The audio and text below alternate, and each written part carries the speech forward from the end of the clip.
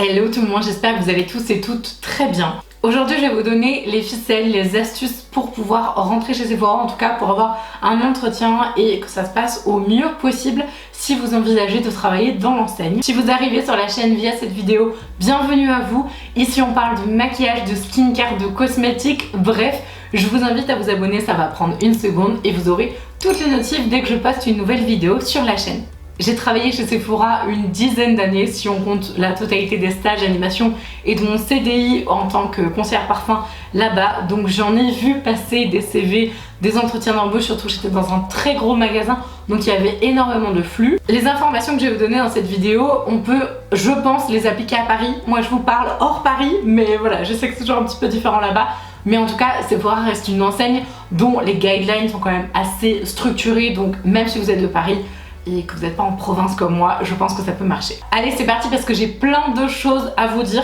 En tout cas, si jamais vous avez envie de connaître les avantages et inconvénients de travailler chez Sephora, j'ai fait une vidéo, je vous invite à la regarder, je vous la mets dans le petit i juste là. Je pense que ça peut être hyper intéressant justement que vous ayez toutes les cartes en main pour justement comprendre comment fonctionne l'enseigne, avec quel style de problématique ou non. Et à mon avis, ça vous donnera de meilleures clés encore pour pouvoir réussir l'entretien au mieux. Pour vous faire une mise en situation hyper rapide, j'ai fait mon bac L, alors je crois que ça s'appelle plus comme ça maintenant, je me sens vieille. J'ai fait ensuite un CAP esthétique en 1 an pour valider que ça me plaisait vraiment. C'est là que j'ai découvert la parfumerie et notamment le Sephora où j'ai travaillé et j'ai adoré. J'ai ensuite passé mon BTS esthétique cosmétique et à la fin de mon BTS esthétique, j'ai directement été travailler chez Sephora. Et c'est d'ailleurs mon premier conseil, si jamais vous êtes encore en études d'esthétique ou de commerce, je vous invite très fortement à aller faire vos stages dans l'enseigne si jamais ça vous intéresse et travailler plus tard. Il y a un bon rapport en général avec les stagiaires qu'ils veulent garder par la suite. Et si vraiment vous les intéressez, que vous travaillez super bien, ça fera un peu votre période d'essai et du coup vous aurez beaucoup plus de facilité à rentrer en tout cas dans le magasin. Ça c'est pour ma petite histoire personnelle. Maintenant on va passer à tous les conseils de A à Z. Si jamais vous n'avez jamais été stagiaire, la suite c'est pour vous. Première chose un peu basique mais hyper importante, il faut aller regarder quel Sephora embauche. Parce que oui bien évidemment vous pouvez venir comme ça spontanément et c'est très bien vu. Mais vous risquez de perdre beaucoup de temps et beaucoup d'énergie parce que des fois en fait on va dire bah oui mais en fait on cherche rien donc votre CV soit sera mis à la poubelle soit au mieux déchiré devant vous, c'est pas hyper cool.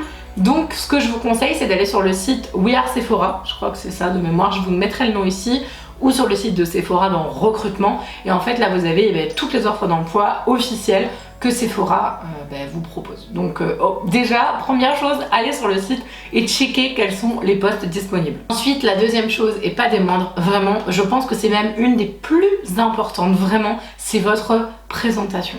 En fait, pour rentrer chez Sephora, il faut que vous vous mettiez dans la peau d'une Sephorette. C'est comme ça que vous allez réussir à capter l'attention de l'aspect que vous allez avoir en face de vous parce que je vous l'ai expliqué dans la vidéo avantages et inconvénients, il y a plusieurs levels chez Sephora. Vous avez les conseillères, vous avez les SP, donc c'est les adjointes, les managers, et vous avez la directrice ou le directeur du magasin. Vous avez plusieurs SP parce qu'il y a plusieurs rayons.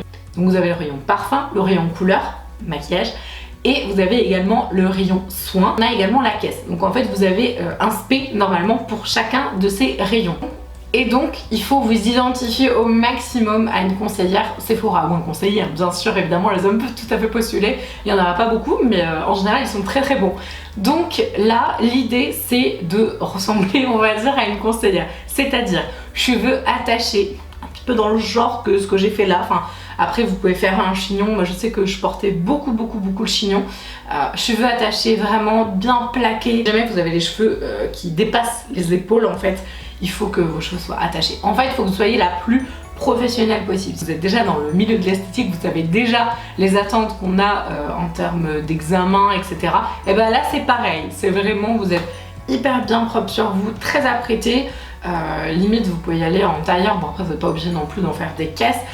Au niveau du tailleur, vous n'êtes pas obligé d'acheter un truc hyper cher, etc. Du moment que vous êtes en pantalon noir, alors pas de jeans s'il vous plaît, pitié, pas de trucs troués, etc. Vraiment, allez-y, classe. Chaussures, vous mettez pas des talons non plus qui fassent 15 000 km.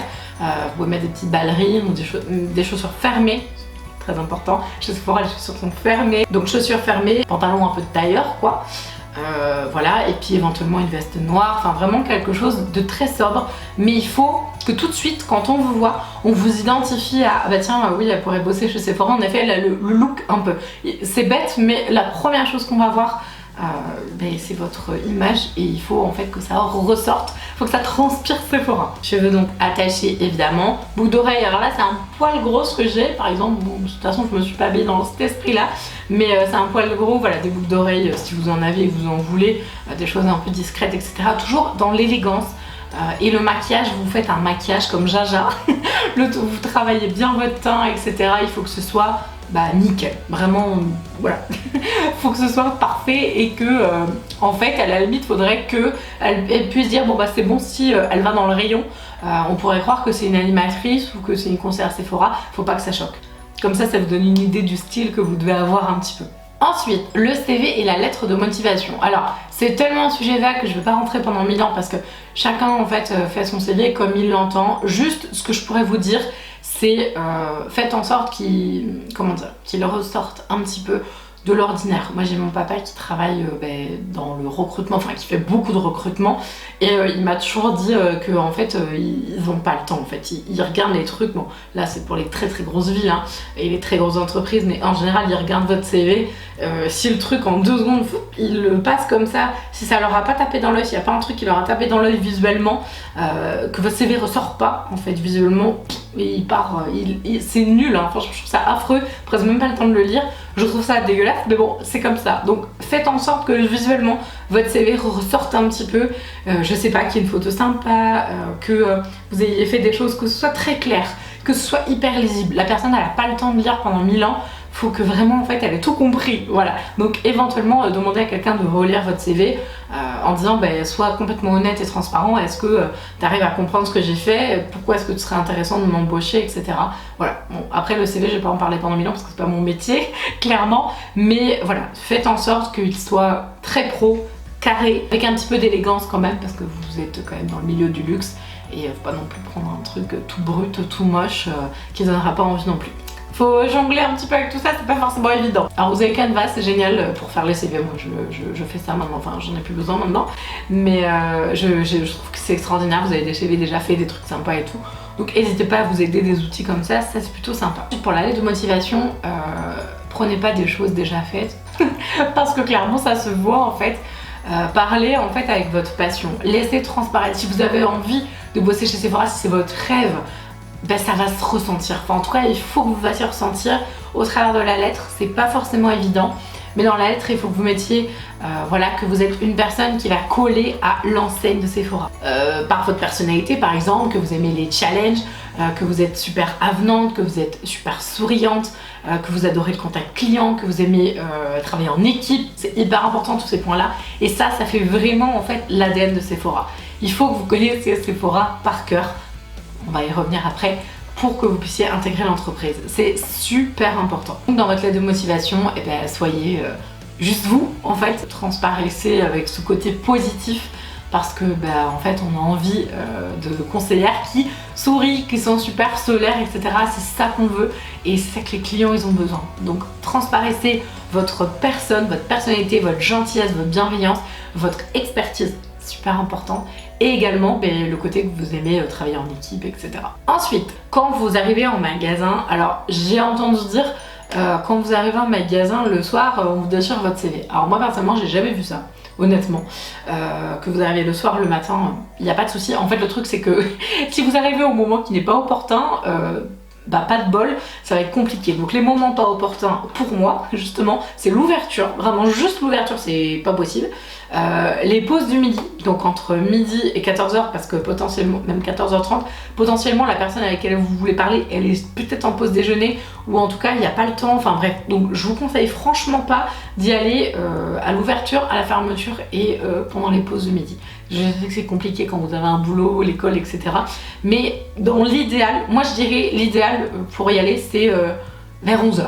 Je dirais ça c'est 11h, c'est parfait parce que tout le monde est sur le floor, donc sur la surface, quasiment tout le monde, et du coup c'est beaucoup plus facile à gérer. L'après-midi il y a beaucoup de monde, donc c'est compliqué. Pour moi je dirais 11h c'est l'heure parfaite. Quand vous arrivez en magasin, essayez d'être super avenante en fait, ou avenant bien sûr, voilà. Et soyez en fait heureux d'être là, vraiment content, et voilà, marchez d'un pas, décidez, etc. Enfin, soyez pas non plus tout rabougri en mode oh là là j'ai peur et tout, vous êtes la queen, voilà, soyez sûr de vous, je sais que c'est pas facile, mais voilà, si vous avez vraiment envie d'avoir une belle impression, si vous avez envie de donner une belle première impression, faut vraiment que vous soyez super content d'être là. Demandez absolument à parler à une spé, ou un spé, hein, peu importe, donc un manager.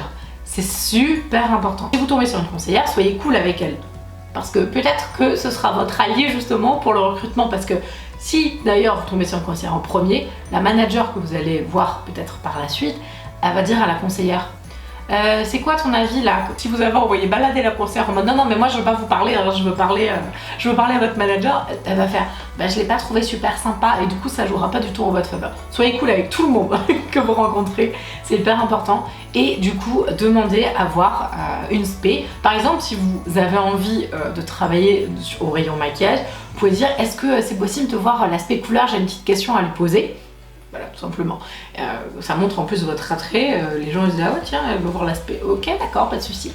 Et si jamais vous posez la question, retenez bien quel rayon vous avez demandé, quel spé vous avez demandé. Parce que je vous redirai après pourquoi, mais c'est important. L'aspect arrive, soyez tout sourire, toute lumière dehors, etc. Remerciez-la en fait d'avoir pris 2 minutes pour vous, et donc donnez-lui en effet votre CV, votre lettre de motivation, en disant que vous aviez vu qu'il y avait par exemple une recherche sur le magasin et que ça vous intéresserait énormément d'intégrer l'équipe. Il faut aussi que vous donniez 2 petits trucs, pas 1 ou 2 petits trucs super rapides, des petites anecdotes, des petits trucs qui vont faire qu'elle va se souvenir de vous. Vous avez travaillé dans d'autres parfumeries ou dans d'autres milieux de la vente, etc. Et ben valorisez ça. J'aime beaucoup travailler en équipe, comme chez, je sais pas moi, Maison du Monde, je sais pas pourquoi j'ai cet exemple là. Là j'ai vraiment envie de travailler avec vous dans l'équipe parce que je suis une passionnée de maquillage par exemple. Voilà. Des petits exemples très vite fait, mais en gros il faut qu'elle se souvienne de vous avec un petit truc ou 2, et du coup elle va faire ah oui c'est celle qui a travaillé à Maison du Monde là, je me souviens, voilà par exemple. Vous repartez sans faire votre shopping parce que c'est pas hyper bien vu, mais bon voilà, après vous pouvez, mais faites-le un autre jour si vous pouvez, c'est mieux. Mais en tout cas, quand vous allez attendre l'appel, si jamais vous n'avez pas de nouvelles, après si elle vous dit on vous rappelle dans les 15 jours, bah vous attendez 15 jours, vous n'allez pas non plus attendre une semaine. Si elle vous a dit 15 jours, c'est 15 jours, mais en règle générale, si dans la semaine elle vous a pas appelé, ce que vous pouvez faire, c'est la semaine d'après, pas forcément le même jour du coup, revenez et demandez, par exemple, si la première fois vous avez demandé à voir l'aspect couleur, demandez à voir l'aspect parfum par exemple, comme ça du coup vous voyez une autre manager, et du coup dans l'équipe vous allez déjà en fait être mis dans la tête de 1 et 2 spé. Vous pouvez également lui dire ah bah oui j'ai vu votre collègue la semaine dernière, bon, je sais que vous êtes overbooké mais je me permettais, je suis hyper motivée, je me permets de vous redonner voilà, mes coordonnées, et surtout vous pouvez dire, mais même à la première fois, hein, que vous êtes disponible tout de suite. Si vous voulez être disponible tout de suite, ils aiment beaucoup. Voilà, c'est très apprécié. Mais toutes les Sephora vous le diront, hein, ça, en général, quand ils cherchent des gens, ils sont super à fond parce qu'ils veulent quelqu'un dans la semaine quoi. Donc si vous êtes dispo très vite, vraiment dites-le, ça peut énormément jouer en votre faveur. Alors pour ce qui est de l'entretien, alors personnellement moi j'ai pas eu d'entretien d'embauche après, enfin si j'en ai eu un, mais c'était vraiment un entretien on va dire de routine parce que la directrice qui était à l'époque, en fait elle me l'a dit plein de fois pendant mon stage, elle m'a dit mais je vous embauche. Quand j'ai eu mon BTS en fait, le jour où j'ai signé, c'est le jour où j'ai eu mon BTS, c'était génial. C'était un jour magique ce jour-là, de juillet, je me souviens. Et en fait elle m'a dit non mais Marine en fait, même si vous aviez pas eu votre BTS esthétique, je vous aurais embauché quand même. Donc elle était déjà dans l'optique de m'embaucher et elle me l'avait déjà fait savoir, mais j'ai quand même passé un petit entretien, voilà, histoire de dire que j'avais passé un entretien. En fait, ce qu'il faut savoir, c'est que vous devez connaître l'enseigne sur le bout des doigts. Alors je vous dis pas d'apprendre l'histoire de Monsieur Mandonneau, etc. et de tout savoir sur les dates, non c'est pas du tout ça. Juste en fait connaître l'ADN de Sephora, qu'est-ce qui fait qu'une conseillère est une bonne conseillère. Voilà, je pense que du coup, si vous avez vu toutes mes vidéos sur Sephora, je pense que vous avez à peu près compris. Mais vraiment, on va dire pour moi, le plus important, et je pense, c'est l'esprit d'équipe parce que vous allez bosser avec une team, donc c'est super important. Et le côté en fait avenant, et le client est roi quoi, vraiment, enfin là on est vraiment là pour servir du luxe. Vous êtes dans une entreprise en fait qui sélectionne vraiment ses candidats de façon très cadrée, donc si vous rentrez dans les cadres c'est bon, si vous rentrez pas dedans c'est pas bon. Soyez hyper au taquet sur Sephora, connaissez les marques exclusives par cœur, donc tout ce qui est Urban Decay, Too Faced, Huda Beauty, etc. Enfin les marques exclusives, vous savez, celles qui sont toujours enlevées des promotions, bah, ça c'est les marques exclusives, on les trouve que chez Sephora. Soyez honnête, sincère et passionné. En fait pour moi c'est vraiment ça. Honnête parce que c'est super important. Allez pas raconter des trucs, par exemple si on vous demande vos qualités, vos défauts, vous n'allez pas aller raconter des trucs en mode oui alors je suis un peu trop perfectionniste dans ça, faut arrêter là, c'est pas possible. Soyez honnête en fait. Dites juste pas des trucs en mode je suis une grave bordélique parce que sinon on va dire ok alors la nana dans les rayons elle est complètement paumée. Voilà, évitez de dire des trop gros défauts, des trucs énormissimes.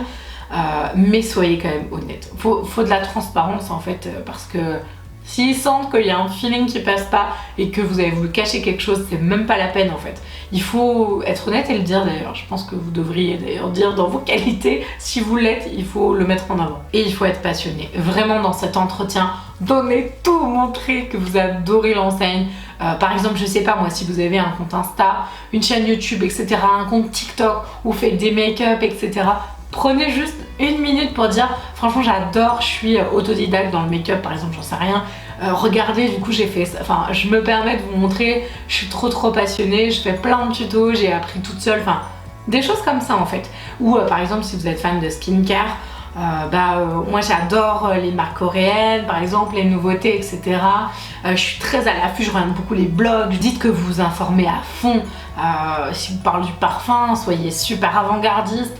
Parler de notes un peu originales, enfin vraiment en fait il faut qu'elle puisse vous imaginer parler de tout, parce qu'en fait si vous êtes juste expert make-up et que vous y connaissez rien en skincare, rien en parfum, c'est pas grave non plus, mais il faut quand même qu'elle puisse se dire, enfin il ou elle puisse se dire ouais ok donc elle peut conseiller du make-up, elle est hyper balèze, mais si on lui parle de contour des yeux, de masque, peel-off, etc., elle saura aussi conseiller. Voilà, donc mettez votre expertise en avant, mettez votre bienveillance et votre gentillesse en avant, mais soyez surtout vous-même et montrez votre passion pour l'enseigne en fait. Dites-leur que vous êtes dispo tout de suite si vous l'êtes, parce que franchement je vous dis ça c'est hyper important. Les périodes où ça embauche le plus évidemment c'est à Noël et bien évidemment qu'une personne qui va être embauchée même pour un petit contrat sur une période X pour aider, et bien si franchement elle cartonne, si elle est super avenante, si elle fait plein de choses, si elle aide l'équipe, si elle fait des bonnes ventes, etc. Il n'y a aucune raison que le magasin se dise pas ah ouais non mais en fait elle est trop bien celle-ci. Alors peut-être que réellement ils n'auront pas de place à vous proposer après, c'est réel, hein, ça peut vraiment arriver. Si vous dites on n'a plus de place, on est désolé, on peut pas, c'est possible.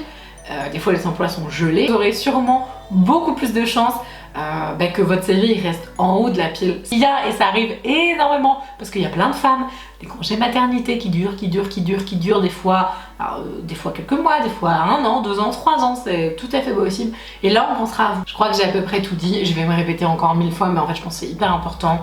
Soyez juste vous-même, passionné par l'enseigne, montrez votre passion pour l'enseigne et montrez votre, j'ai envie de dire, votre dévouement, mais ça fait un peu genre oui, Sephora, tout ça, bref. Mais voilà, vous avez compris ce que je voulais dire. Je cherche des gens hyper motivés et des gens qui sont capables, c'est un peu triste à dire, mais c'est comme ça, de faire des sacrifices pour l'enseigne, par exemple, je sais pas moi, des sacrifices, non plus un sacrifice non plus, de travailler le samedi par exemple, mais voilà, travailler le samedi, de faire les livraisons, voilà, toutes les choses que j'ai parlé dans les inconvénients, il faut pas que ça vous embête trop. Parce que si ça vous embête, soit vous allez les accepter, mais du coup ça va être un poids, soit vous allez travailler en fait pendant quelques mois, puis vous allez partir quoi.